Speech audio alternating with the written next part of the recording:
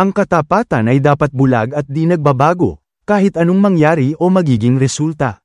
Gayunpaman, ipinapakita ng Biblia ang mas malalim na pananaw tungkol sa katapatan. Sa Kawikaan Kabanata 3, talata 3 at 4, nakasulat, "Huwag mong pabayaang ang pag-ibig at ang katapatan ay mahiwalay sa iyo. Atali mo ito sa iyong leeg, isulat mo sa iyong puso.